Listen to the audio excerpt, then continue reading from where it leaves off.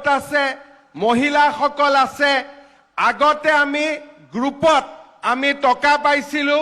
এইবাৰ আমি সিদ্ধান্ত লৈছো যে যিমান মহিলা আছে সকলো মহিলাৰ বেংক একাউণ্টত আমি ব্যক্তিগতভাৱে 10,000কৈ টকা দিয়াৰ ব্যৱস্থা কৰিম।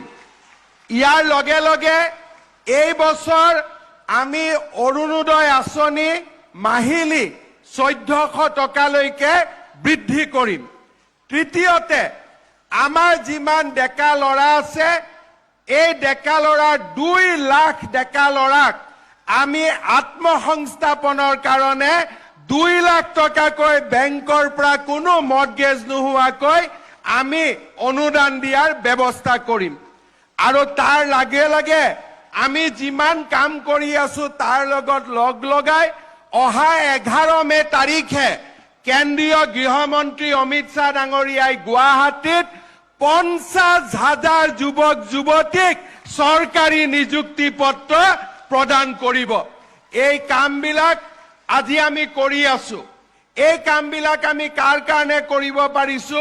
বিজেপিৰ চৰকাৰৰ কাৰণে, বিজেপি দলৰ কাৰণে। বিজেপি দল আমি যিমানে শক্তিশালী কৰিম আমাৰ অসম ইমানে আগুৱাই যাব, ভাৰতবৰ্ষ আগুৱাই যাব। আৰু তাৰ বাবে গুৱাহাটীত যেনেকে আমি বিজেপিৰ এটা ডাঙৰ কাৰ্যালয় নিৰ্মাণ কৰিছিলো, আজি আমি ডিব্ৰুগড়তো উজনি অসমৰ হেডকোৱাৰ্টাৰ হিচাপে বিজেপিৰ এটা বৃহৎ কাৰ্যালয় আমি নিৰ্মাণ কৰাৰ দিশত আগবাঢ়িছো। কেন্দ্ৰীয় গৃহমন্ত্ৰী আমাৰ সকলোৰে প্ৰেৰণাৰ প্ৰতীক অমিত শ্বাহ ডাঙৰীয়াই অলপ সময়ৰ পিছতে আধাৰশিলা স্থাপন কৰিব আৰু তেখেতৰ ভাষণ আমি সকলোৱে শুনিম। তাৰ পিছত দুগুণ উৎসাহেৰে আমি নিজ নিজ ঘৰলৈ উভতি যাম। আজি আপোনালোকে জানে কেন্দ্ৰীয় গৃহমন্ত্ৰী ডাঙৰীয়া যোৱাকালি চাইনাৰ একেবাৰে বৰ্ডাৰত তেখেত উপস্থিত আছিল। দেশৰ কোনো গৃহমন্ত্ৰী চাইনাৰ সীমান্তত গৈ আজিলৈকে ৰাতি থকা নাছিল। আৰু যোৱাকালি গৃহমন্ত্ৰী ডাঙৰীয়াই কৈছে যে যিমানেই ডাঙৰ দেশ নহওক কিয় ভাৰতে বেজিৰ আগৰ সন্মান মাতিও কোনো ৰাষ্ট্ৰক এৰি নিদিয়ে। এক ডাঙৰ সিদ্ধান্ত লৈ এটা ডাঙৰ दिन अतिबाहित करी तेखेत आज आमार मजत उपस्थित होइसे। मैं भारत सरकार का गृह मंत्री अमित शाह जी को आसाम का धरती में आदर सम्भाषण जताता हूं। मैं आपको बताना चाहता हूं कि हमारा बीजेपी अभी जिला पर्याय में 22 कार्यालय हम लोग निर्माण कर चुका हूं। 7 कार्यालय निर्माण होने का साथ साथ पूरा जिला पर्याय का कार्यालय का निर्माण का काम समाप्त हो जाएगा।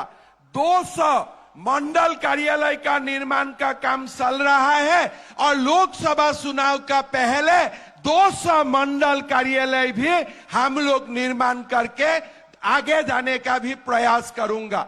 आज डिब्रूगढ़ में सारे अपर असम का जोनल हेडक्वार्टर का हिसाब से आपका कर कमल से ये कार्यालय का आधारशिला होगा और 18 महीना का अंदर हम लोग ये बड़ा कार्यालय निर्माण करके हमारा कार्यकर्ता लोगों को हम लोग ये कार्यालय भेज दूंगा। यही सबका साथ मैं मेरा बाणी का विराम देता हूं। मैं मोर भाषणर समाप्ति करिब खुजिछु। आपनालोके मोर लगत सकलोए एजन मानुह बात नपराকৈ मोर लगत कब भारत माता की। दुई एजन बात परिছে एजनो बात परिब नालागे। भारत माता की, भारत माता की। नरेंद्र मोदी, अमित शाह, जेपी नड्डा। बहुत बहुत धन्यवाद। লাগিছে তেলা মোৰ লগত একেলগে কব भारत माता की, भारत माता की। आमार मजत उपस्थित भारतर सम्मानीय गृहमंत्री अमित शाह डांगरिया, केंद्रीय मंत्री सर्बानंद सोनोवाल डांगरिया, आमार सकलोरे मरমৰ सांसद रामेश्वर तेली डांगरिया, ৰাজ্যিক সভাপতি ভৱেশ কলিতা ডাঙৰীয়া, মঞ্চত উপবিষ্ট সাংসদ বিধায়ক দিলীপ শইকীয়া ডাঙৰীয়া, ফণীন্দ্ৰনাথ শৰ্মা ডাঙৰীয়াকে আদি কৰি কাৰ্যকৰ্তা বন্ধু বান্ধৱীসকল আৰু আজিৰ সভাত সমবেত ৰাইজ, মই মাত্ৰ 5টা কথা কৈ সামৰণি মাৰিম। আপোনালোক সকলোৱে জানে 14 এপ্ৰিলত প্ৰধানমন্ত্ৰী নৰেন্দ্ৰ মোদী ডাঙৰীয়া গুৱাহাটীত আহিব আৰু 12,000তকৈও বেছি বিহুৱা আৰু বিহুৱতীৰে আমি অসমৰ বহাগ বিহুক বিশ্ব দৰবাৰলৈ লৈ যাম। আপোনালোকৰ পৰা সেই অনুষ্ঠানটোৰ বাবে মই আশীৰ্বাদ বিচাৰিছো আৰু টিভিত যাতে সকলোৱে এই অনুষ্ঠান চাই তাৰ বাবে মই অনুৰোধ জনাম। 3টা কথা মই আপোনালোকক কম এইবাৰৰ বাজেটৰ বিষয়ে। আমাৰ চৰকাৰে এইবাৰ বাজেটত 3টা নতুন ঘোষণা কৰিছে। আমাৰ যিমান আত্মসহায়ক গোট আছে, মহিলাসকল আছে, আগতে আমি গ্ৰুপত আমি টকা পাইছিলো, এইবাৰ আমি সিদ্ধান্ত লৈছো যে যিমান মহিলা আছে সকলো মহিলাৰ বেংক একাউণ্টত আমি ব্যক্তিগতভাৱে 10,000কৈ টকা দিয়াৰ ব্যৱস্থা কৰিম। ইয়াৰ লগে লগে এই বছৰ আমি অৰুণোদয় আঁচনি মাহিলী 1400 টকালৈকে বৃদ্ধি কৰিম। তৃতীয়তে, আমাৰ যিমান ডেকা ল'ৰা আছে এই ডেকা ল'ৰাৰ 2 লাখ ডেকা ল'ৰাক আমি আত্মসংস্থাপনৰ কাৰণে 2 লাখ টকাকৈ বেংকৰ পৰা কোনো মৰ্টগেজ নোহোৱাকৈ আমি অনুদান দিয়াৰ ব্যৱস্থা কৰিম। আৰু তাৰ লগে লগে আমি যিমান কাম কৰি আছো তাৰ লগত লগ লগাই অহা 11 মে তাৰিখে কেন্দ্ৰীয় গৃহমন্ত্ৰী অমিত শ্বাহ ডাঙৰীয়াই গুৱাহাটীত 50,000 যুৱক যুৱতীক চৰকাৰী নিযুক্তি পত্ৰ প্ৰদান কৰিব। এই কামবিলাক আজি আমি কৰি আছো। এই কামবিলাক আমি কাৰ কাৰণে কৰিব পাৰিছো? বিজেপিৰ চৰকাৰৰ কাৰণে, বিজেপি দলৰ কাৰণে। বিজেপি দল আমি যিমানে শক্তিশালী কৰিম আমাৰ অসম ইমানে আগুৱাই যাব, ভাৰতবৰ্ষ আগুৱাই যাব। আৰু তাৰ বাবে গুৱাহাটীত যেনেকে আমি বিজেপিৰ এটা ডাঙৰ কাৰ্যালয় নিৰ্মাণ কৰিছিলো, আজি আমি ডিব্ৰুগড়তো উজনি অসমৰ হেডকোৱাৰ্টাৰ হিচাপে বিজেপিৰ এটা বৃহৎ কাৰ্যালয় আমি নিৰ্মাণ কৰাৰ দিশত আগবাঢ়িছো। কেন্দ্ৰীয় গৃহমন্ত্ৰী আমাৰ সকলোৰে প্ৰেৰণাৰ প্ৰতীক অমিত শ্বাহ ডাঙৰীয়াই অলপ সময়ৰ পিছতে আধাৰশিলা স্থাপন কৰিব আৰু তেখেতৰ ভাষণ আমি সকলোৱে শুনিম। তাৰ পিছত দুগুণ উৎসাহেৰে আমি নিজ নিজ ঘৰলৈ উভতি যাম। আজি আপোনালোকে জানে কেন্দ্ৰীয় গৃহমন্ত্ৰী ডাঙৰীয়া যোৱাকালি চাইনাৰ একেবাৰে বৰ্ডাৰত তেখেত উপস্থিত আছিল। দেশৰ কোনো গৃহমন্ত্ৰী চাইনাৰ সীমান্তত গৈ আজিলৈকে ৰাতি থকা নাছিল। আৰু যোৱাকালি গৃহমন্ত্ৰী ডাঙৰীয়াই কৈছে যে যিমানেই ডাঙৰ দেশ নহওক কিয় ভাৰতে বেজীৰ আগৰ সন্মান মাতিও কোনো ৰাষ্ট্ৰক এৰি নিদিয়ে। এক ডাঙৰ সিদ্ধান্ত লৈ এটা ডাঙৰ দিন অতিবাহিত কৰি তেখেত আজি আমাৰ মাজত উপস্থিত হৈছে। मैं भारत सरकार का गृह मंत्री अमित शाह जी को असम का धरती में आदर सम्भाषण जताता हूं। मैं आपको बताना चाहता हूं कि हमारा बीजेपी अभी जिला पर्याय में 22 कार्यालय हम लोग निर्माण कर चुका हूं। 7 कार्यालय निर्माण होने का साथ साथ पूरा जिला पर्याय का कार्यालय का निर्माण का काम समाप्त हो जाएगा। 200 मंडल कार्यालय का निर्माण का काम चल रहा है और लोकसभा चुनाव का पहले 200 मंडल कार्यालय भी हम लोग निर्माण करके आगे जाने का भी प्रयास करूंगा। आज डिब्रूगढ़ में सारे अपर असम का जोनल हेडक्वार्टर का हिसाब से आपका करकमल से ये कार्यालय का आधारशिला होगा और 18 महीना का अंदर हम लोग ये बड़ा कार्यालय निर्माण करके हमारा कार्यकर्ता लोगों को हम लोग ये कार्यालय भेज दूंगा। यही सबका साथ मैं मेरा बाणी का विराम देता हूं। मैं मोर भाषणर समाप्ति करिब खुजिछु। आपनालोके मोर लगत सकलोए एजन मानुह बात नपराকৈ मोर लगत कब भारत माता की।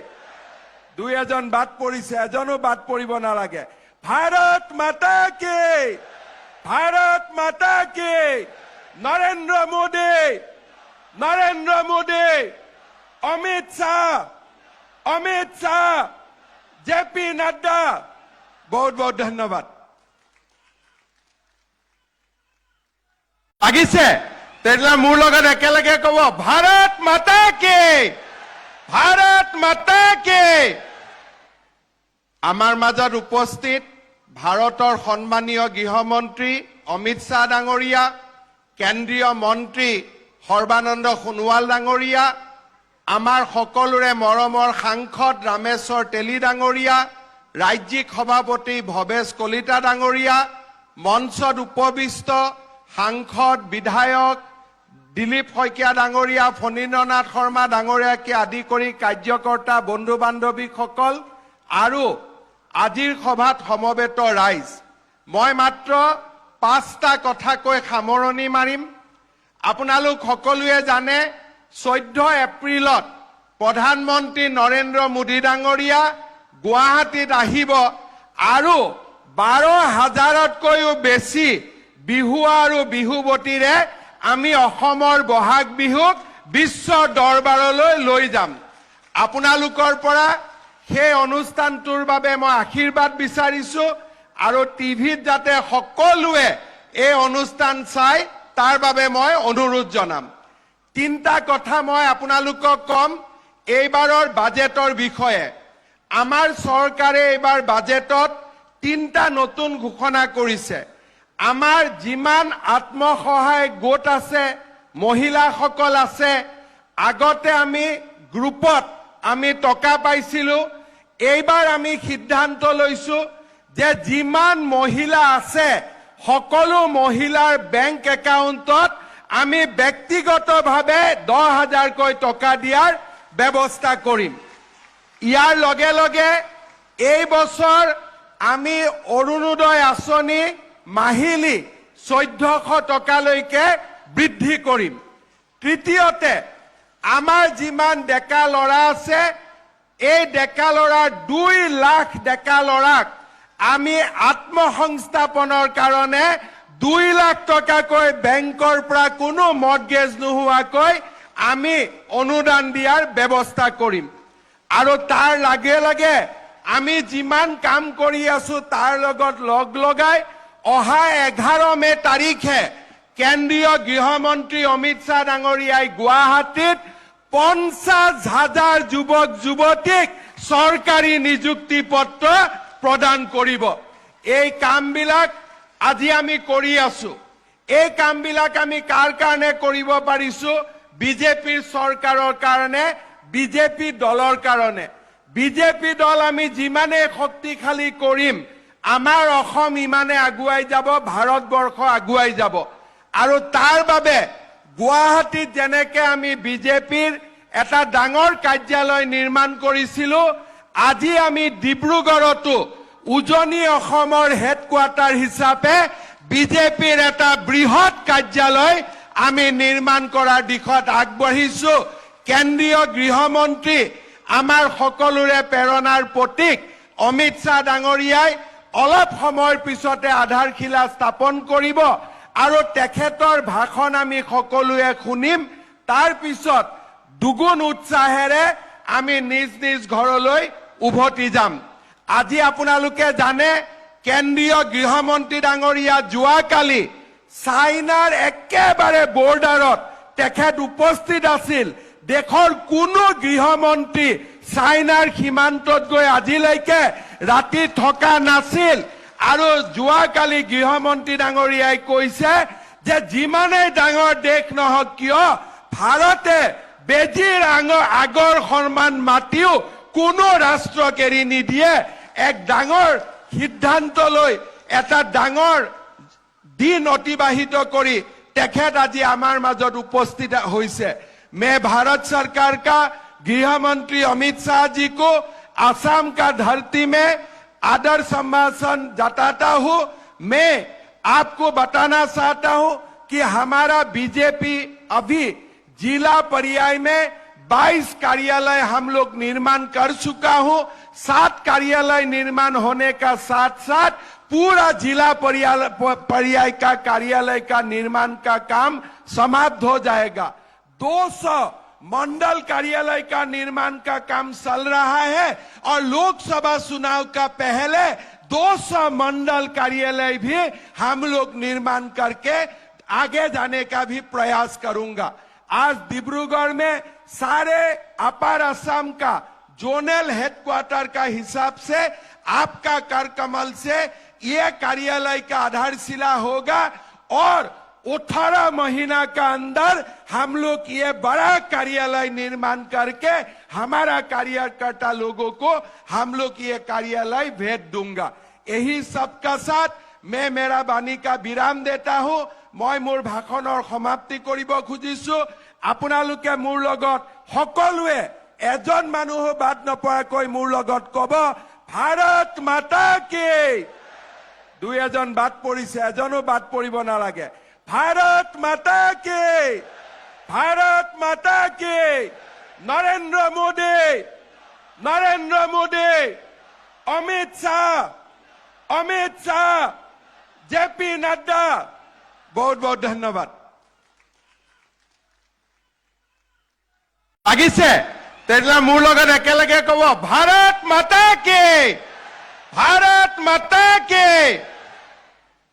आमार मजत उपस्थित भारतर सम्मानीय गृहमंत्री अमित शाह डांगरिया, केंद्रीय मंत्री सर्बानंद सोनोवाल डांगरिया, आमार सकलोरे मरমৰ सांसद रामेश्वर तेली डांगरिया, राज्यिक सभापति भवेश कलिता डांगरिया, मंचत उपविष्ट सांसद विधायक दिलीप शइकिया डांगरिया, फणीन्द्रनाथ शर्मा डांगरियाके आदि करी कार्यकर्ता बंधु बान्धवीসকল আৰু আজিৰ সভাত সমবেত ৰাইজ, মই মাত্ৰ 5টা কথা কৈ সামৰণি মাৰিম। আপোনালোক সকলোৱে জানে 14 এপ্ৰিলত প্ৰধানমন্ত্ৰী নৰেন্দ্ৰ মোদী ডাঙৰীয়া গুৱাহাটীত আহিব আৰু 12,000তকৈও বেছি বিহুৱা আৰু বিহুৱতীৰে আমি অসমৰ বহাগ বিহুক বিশ্ব দৰবাৰলৈ লৈ যাম। আপোনালোকৰ পৰা সেই অনুষ্ঠানটোৰ বাবে মই আশীৰ্বাদ বিচাৰিছো আৰু টিভিত যাতে সকলোৱে এই অনুষ্ঠান চাই তাৰ বাবে মই অনুৰোধ জনাম। 3টা কথা মই আপোনালোকক কম এইবাৰৰ বাজেটৰ বিষয়ে। আমাৰ চৰকাৰে এইবাৰ বাজেটত 3টা নতুন ঘোষণা কৰিছে। আমাৰ যিমান আত্মসহায়ক গোট আছে, মহিলাসকল আছে, আগতে আমি গ্ৰুপত আমি টকা পাইছিলো। এইবাৰ আমি সিদ্ধান্ত লৈছো যে যিমান মহিলা আছে সকলো মহিলাৰ বেংক একাউণ্টত আমি ব্যক্তিগতভাৱে 10,000কৈ টকা দিয়াৰ ব্যৱস্থা কৰিম। ইয়াৰ লগে লগে এই বছৰ আমি অৰুণোদয় আঁচনি মাহিলী 1400 টকালৈকে বৃদ্ধি কৰিম। তৃতীয়তে আমাৰ যিমান ডেকা ল'ৰা আছে এই ডেকা ল'ৰাৰ 2 লাখ ডেকা ল'ৰাক আমি আত্মসংস্থাপনৰ কাৰণে 2 লাখ টকাকৈ বেংকৰ পৰা কোনো মৰ্টগেজ নোহোৱাকৈ আমি অনুদান দিয়াৰ ব্যৱস্থা কৰিম। আৰু তাৰ লগে লগে আমি যিমান কাম কৰি আছো তাৰ লগত লগ লগাই অহা 11 মে তাৰিখে কেন্দ্ৰীয় গৃহমন্ত্ৰী অমিত শাহ ডাঙৰীয়াই গুৱাহাটীত 50,000 যুৱক যুৱতীক চৰকাৰী নিযুক্তি পত্ৰ প্ৰদান কৰিব। এই কামবিলাক আজি আমি কৰি আছো। এই কামবিলাক আমি কাৰ কাৰণে কৰিব পাৰিছো? বিজেপিৰ চৰকাৰৰ কাৰণে, বিজেপি দলৰ কাৰণে। বিজেপি দল আমি যিমানে শক্তিশালী কৰিম আমাৰ অসম ইমানে আগুৱাই যাব, ভাৰতবৰ্ষ আগুৱাই যাব। আৰু তাৰ বাবে গুৱাহাটীত যেনেকে আমি বিজেপিৰ এটা ডাঙৰ কাৰ্যালয় নিৰ্মাণ কৰিছিলো, আজি আমি ডিব্ৰুগড়তো উজনি অসমৰ হেডকোৱাৰ্টাৰ হিচাপে বিজেপিৰ এটা বৃহৎ কাৰ্যালয় আমি নিৰ্মাণ কৰাৰ দিশত আগবাঢ়িছো। কেন্দ্ৰীয় গৃহমন্ত্ৰী আমাৰ সকলোৰে প্ৰেৰণাৰ প্ৰতীক অমিত শ্বাহ ডাঙৰীয়াই অলপ সময়ৰ পিছতে আধাৰশিলা স্থাপন কৰিব আৰু তেখেতৰ ভাষণ আমি সকলোৱে শুনিম। তাৰ পিছত দুগুণ উৎসাহেৰে আমি নিজ নিজ ঘৰলৈ উভতি যাম। আজি আপোনালোকে জানে কেন্দ্ৰীয় গৃহমন্ত্ৰী ডাঙৰীয়া যোৱাকালি চাইনাৰ একেবাৰে বৰ্ডাৰত তেখেত উপস্থিত আছিল। দেশৰ কোনো গৃহমন্ত্ৰী চাইনাৰ সীমান্তত গৈ আজিলৈকে ৰাতি থকা নাছিল আৰু যোৱাকালি গৃহমন্ত্ৰী ডাঙৰীয়াই কৈছে যে যিমানেই ডাঙৰ দেশ নহওক কিয় ভাৰতে বেজিৰ আগৰ সন্মান মাতিও কোনো ৰাষ্ট্ৰক এৰি নিদিয়ে। এক ডাঙৰ সিদ্ধান্ত লৈ এটা ডাঙৰ दिन अतिबाहित करी तेखत आज आमार मजत उपस्थित होइसे। मैं भारत सरकार का गृह मंत्री अमित शाह जी को आसाम का धरती में आदर सम्भाषण जताता हूं। मैं आपको बताना चाहता हूं कि हमारा बीजेपी अभी जिला पर्याय में 22 कार्यालय हम लोग निर्माण कर चुका हूं। 7 कार्यालय निर्माण होने का साथ साथ पूरा जिला पर्याय का कार्यालय का निर्माण का काम समाप्त हो जाएगा। 200 मंडल कार्यालय का निर्माण का काम चल रहा है और लोकसभा चुनाव का पहले 200 मंडल कार्यालय भी हम लोग निर्माण करके आगे जाने का भी प्रयास करूंगा। आज डिब्रूगढ़ में सारे अपर असम का जोनल हेडक्वार्टर का हिसाब से आपका कर कमल से ये कार्यालय का आधारशिला होगा और 18 महीना का अंदर हम लोग ये बड़ा कार्यालय निर्माण करके हमारा कार्यकर्ता लोगों को हम लोग ये कार्यालय भेज दूंगा। यही सबका साथ मैं मेरा वाणी का विराम देता हूं। मैं मोर भाषणर समाप्ति करिब खुजिछु। আপোনালোকে মোৰ লগত সকলোৱে এজন মানুহ বাদ নপৰাকৈ মোৰ লগত কব ভাৰত মাতা কি। দুই এজন বাদ পৰিছে, এজনো বাদ পৰিব নালাগে। ভাৰত মাতা কি, ভাৰত মাতা কি। নৰেন্দ্ৰ মোদী, নৰেন্দ্ৰ মোদী, অমিত শাহ, জেপি নাড্ডা। বহুত বহুত ধন্যবাদ। লাগিছে